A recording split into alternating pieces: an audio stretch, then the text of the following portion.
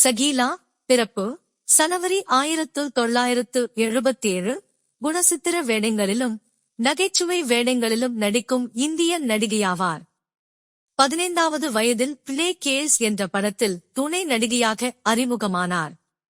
இவர் பாலுணர்வு கிளர்ச்சிய திரைப்பட நடிகையுமாவார். திரை வாழ்க்கை மலையாள திரைப்படமான பிளே கேஸ் திரைப்படம் மூலம் துணை நடிகையாக அறிமுகமானார். இந்த படத்தில் நடிகை சில் பிரதான கதாபாத்திரமாக நடித்தார். இவர் நடிப்பில் வெளிவந்த கிணறுத்தும்பிகள் எனும் மலையாள படம் பெரும் வெற்றி பெற்றது. மலையாள படங்களில் பெரிதும் பேசப்பட்ட இவர் 11,000க்கும் மேற்பட்ட தமிழ், மலையாளம், தெலுங்கு, கன்னடம், இந்தி படங்களில் நடித்துள்ளார். மறுமலர்ச்சி திரைப்படத்தில் விவேகிற்கு ஜோடியாக நடித்துள்ளார்.